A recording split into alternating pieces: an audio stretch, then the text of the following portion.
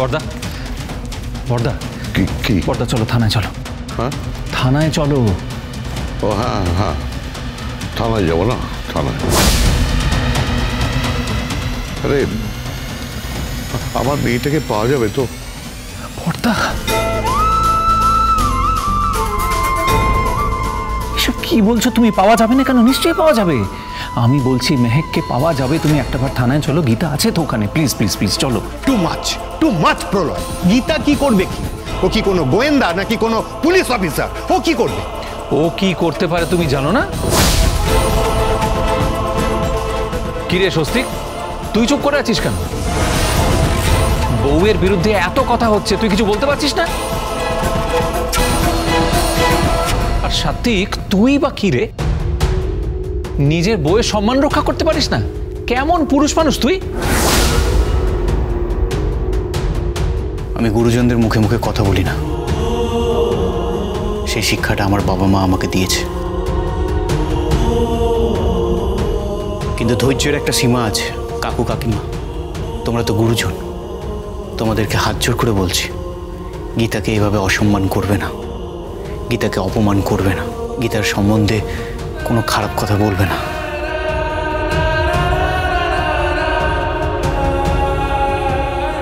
তোমরা এরকম ব্যবহার করলে ও এই বাড়িতে থাকবে কি করে বলো? থাকার দরকার নেই তো। হ্যাঁ, থাকবে কেন?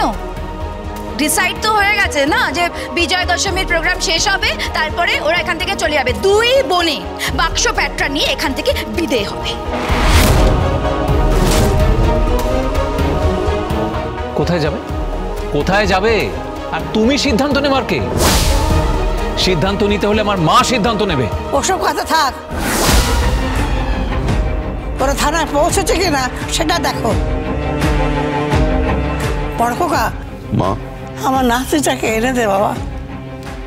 ওর চোখে অনেক স্বপ্ন, ওকে ফিরিয়ে নিয়ে আয়। ওর যেন অনিষ্ট না হয়। অনিষ্ট হওয়ারই ছিল মা। বারবার গীতা আগুন নিয়ে খেলছে আর হাত পুড়ছে। হাত পুড়ছে কোথায়? মুখ পুড়ছে। পুরো পরিবারের মুখ পুড়ছে আপনার ওই পুত্রবধূর জন্য। প্লিজ, গীতার জন্য মুখ পুড়ছে না। আমি ভালো করে জানি কার জন্য মুখ পুড়ছে। এই এই তুমি কাকে ইশারা করছো? কাকে? তোমাকেই ইশারা করছে। যে দায়টা তুমি গিনির ঘাড়ে চাপিয়েছো, যে কৃপানের থেকে গয়না নিয়েছে বলে, সেই দায়টা আসলে তোমার, সেটা প্রমাণ হয়ে যাবে।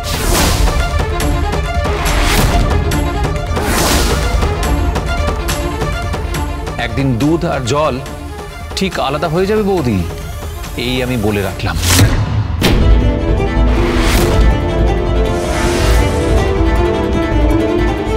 আর সেদিন সত্যিটা সবার সামনে আসবে। তুই আমার স্ত্রীকে অপমান করবি না, ভদ্রভাবে কথা বল। Stop it! I say stop it! চুপ করো তোমরা, অনেক হয়েছে। আর একটা কথা নয়। প্রলয়। হ্যাঁ বর্দা। চল থানায় যাওয়া যাক। ওরা এতক্ষণে হয়তো থানায় পৌঁছে গেছে।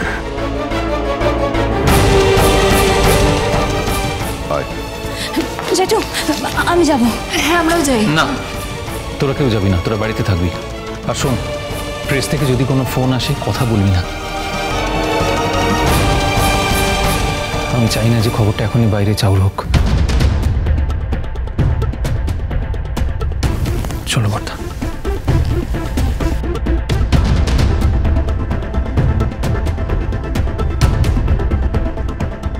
চাউর তো আমি করে দেব। শুভ কাজটা আমার হাতেই হয়ে যাবে। আমার হাতেই হয়ে যাবে।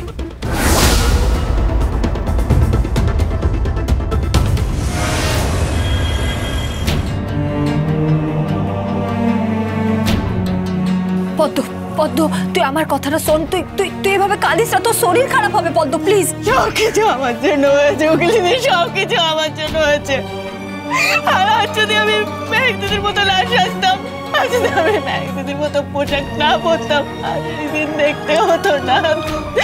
সব আমার জন্য হয়েছে, সব আমার জন্য।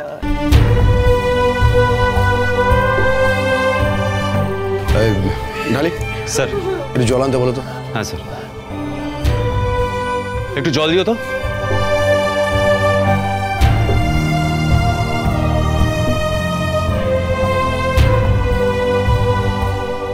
জলটা খেয়ে নিন।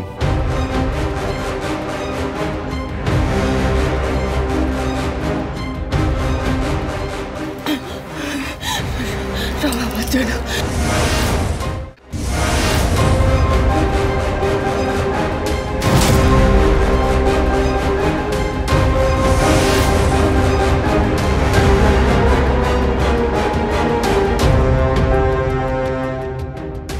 পদ্ম, পদ্ম, আমার মেয়েকে তুই কোথায় রেখে এলি পদ্ম? কোথায় রেখে এলি পদ্ম? আমার মেহেককে তুই কোথায় রেখে এলি পদ্ম? কি রে, কথা বলছিস না কেন?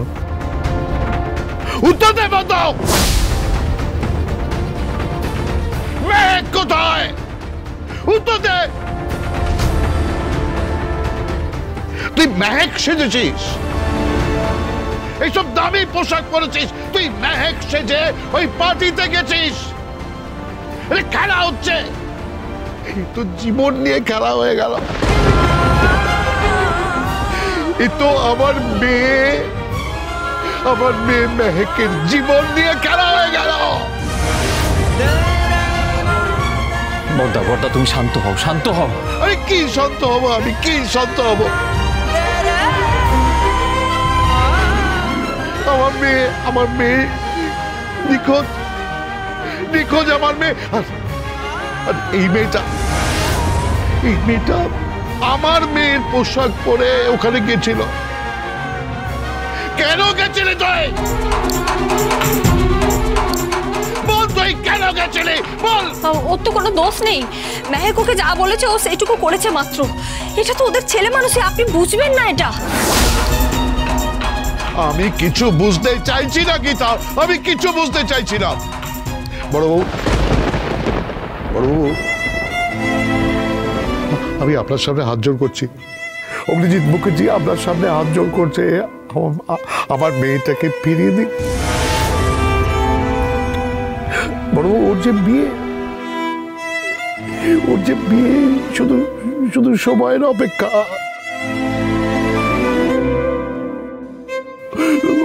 শুধুমাত্র পিড়িতে বসার অপেক্ষা। সবকিছু ঠিক হয়ে গেছে বড়বাবু, আমি আপনার কাছে হাত জোড় করছি, ফিরিয়ে দিন ওকে।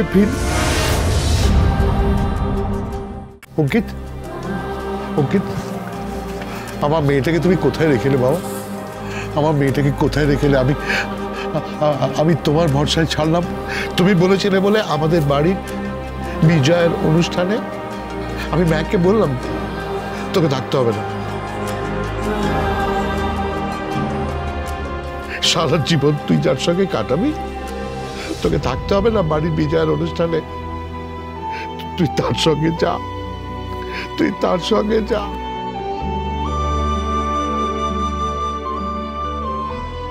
এটা কি করলে তুমি?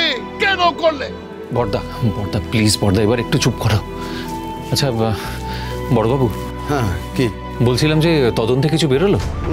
দুটো স্টেটমেন্ট ছাড়া তো আর কিছু পাইনি। একটা হচ্ছে ওই মেয়ে দুটো স্টেটমেন্ট যারা ওখানে ছিল, আর ওই পদ্ম স্টেটমেন্ট পেয়েছি, আর ওই অঙ্কিতের স্টেটমেন্টটা পেয়েছি। কি হয়েছিল অঙ্কিত? এসব ঘটলো কিভাবে? আমি যতটা জানি ততটা বলছি। দুটো মেয়ে আমার কাছে আসে এবং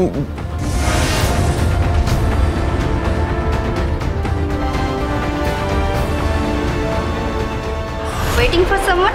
হ্যাঁ, তোমাকে খুঁজে বের করতে হবে তোমার লাভকে।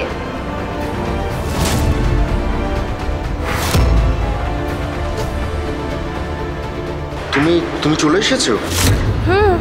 কই খুঁজে বের করো দেখি আমাকে। খুঁজে তো আমি ঠিক বের করবো।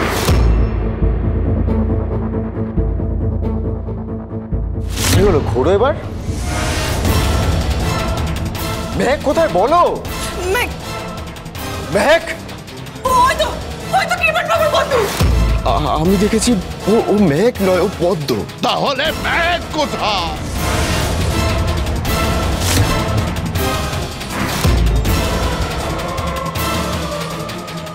মেহেক কোথায় বলো? জানি না, জানি না, আমি জানি না কোথায়। পদ্ম, পদ্ম, পদ্ম, মেহেক কোথায়? মেহেক কোথায় বল, মেহেক কোথায়? জানি না বড় বাবু, সত্যি বলছি আমি জানি না মেহেক দিদি কোথায়। মেহেক দিদি আমাকে সাজিয়ে ওনার সামনে দাঁড় করে দিয়ে গেল মজা করার জন্য, ঠকানোর জন্য। মেহেক দিদি বললো যে অঙ্কিতা বাবু যদি সত্যি ভালোবাসে ঠিক খুঁজে নেবে, ঠিক খুঁজে নেবে।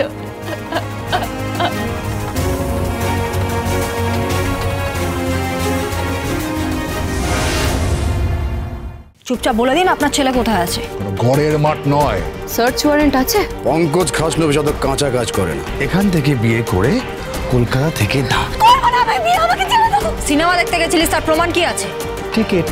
আমি তো আপনার মেয়ের জন্য সারা জীবন বসে চোখের জল ফেলতে পারবো না, তাই না? Gita LLB, Gita LLB।